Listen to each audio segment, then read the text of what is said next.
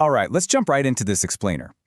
We dropped thousands of dollars on high-end solar panels, massive battery banks, state-of-the-art inverters, the whole shebang. But today, we're bypassing all of that flashy gear. Instead, we're zooming in on the hidden physics of why high-load electrical systems actually fail. When folks compare relays and contactors, they usually just glance at the physical size and the current rating slapped on the box. But we're going to look at what actually happens inside your wiring when that heavy current starts flowing. We're unpacking the literal physics of failure, and trust me, you'll see why the exact switching components you choose matter so much more than you probably ever thought. So ask anyone where a major system failure happens, and man, it is so incredibly easy to blame the expensive gear, right? If a system goes down, we naturally point fingers at that complex inverter or maybe a dying battery cell. But the truth is actually way more fascinating. The absolute most critical failure points are usually the smallest things in your entire schematic, the connection points.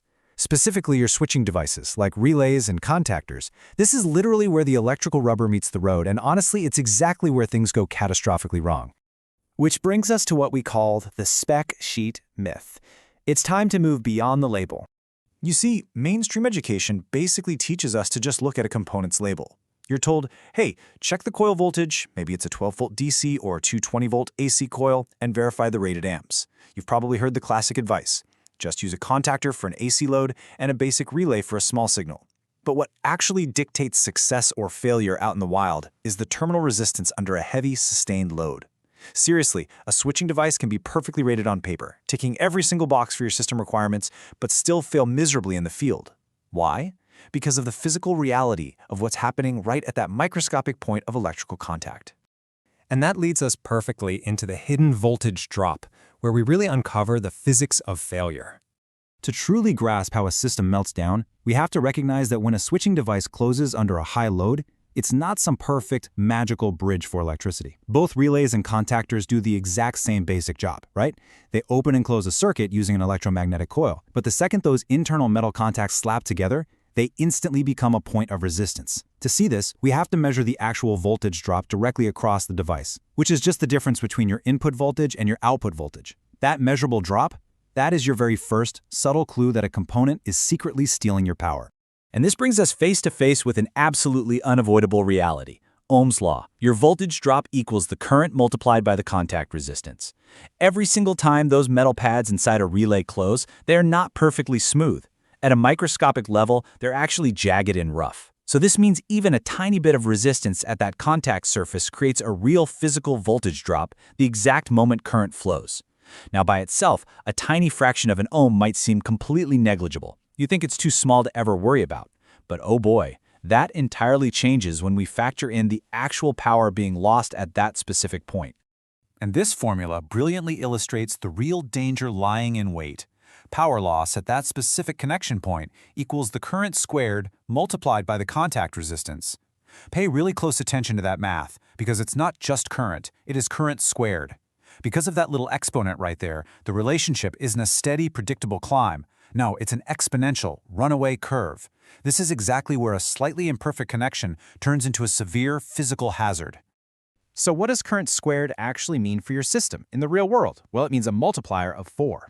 If your system's current simply doubles during a surge, let's say when a big inverter fires up or a heavy motor kicks on, the heat generated at that tiny contact point doesn't just double, it increases by 4 times.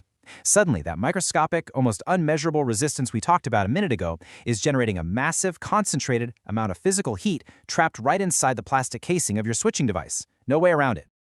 Now we reach the really terrifying part, the thermal feedback loop, and exactly how these systems melt down.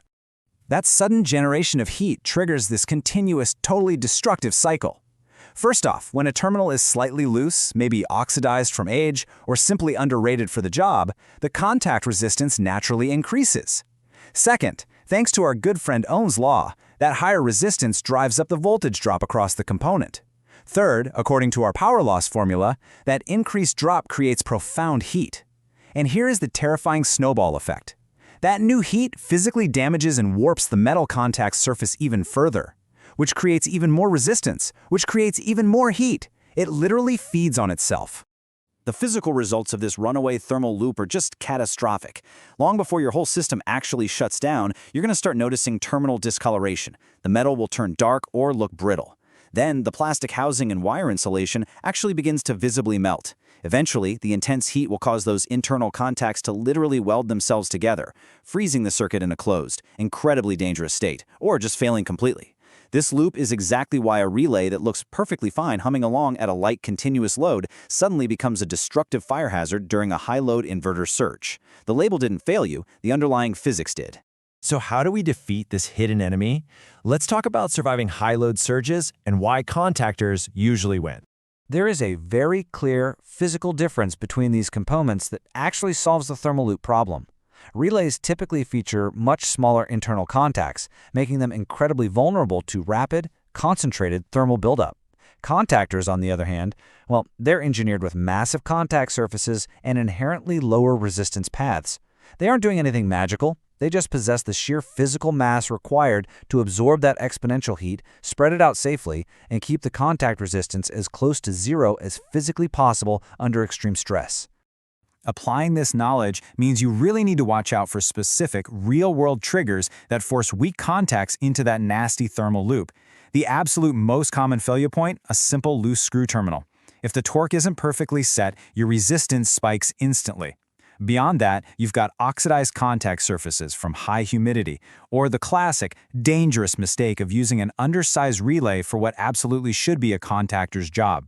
And finally, high inrush loads. Things like well pumps, heavy compressors, or massive inverter surges pull huge, sudden spikes of current.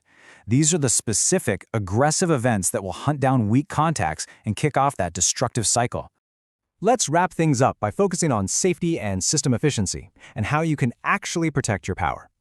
Now, I literally cannot stress this enough. Before you go poking around with a multimeter to hunt down voltage drops, remember that high-load electrical work is inherently dangerous. Your safety protocols are absolutely non-negotiable here. Always completely de-energize your circuits before opening any panels. Wear your proper personal protective equipment.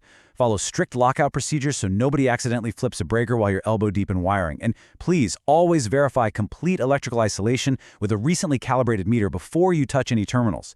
A switching device might look like it's off, the lights might be out, but you have to actively prove it with your meter. No exceptions. There's this excellent quote from our source material that really drives all of this home. It says, "In power systems, efficiency is not just about generation. It is also about how much power you lose between storage and the load." I think that perfectly summarizes our explainer today. We spend endless hours and thousands of dollars optimizing our solar generation arrays and balancing our deep cycle battery storage.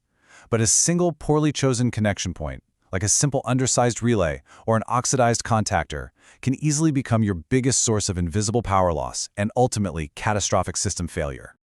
So I want to leave you with a direct challenge for your own setups. Have you ever actually checked the voltage drop across your specific switching devices while they're under a heavy working load? Seriously, don't just trust what the manufacturer printed on the spec sheet, and definitely don't assume a connection is perfect just because it feels tightly screwed down. I highly encourage you to safely go out, measure your own real-world power losses, and see this physics for yourself. You might be very surprised by the invisible thieves hiding right inside your connections.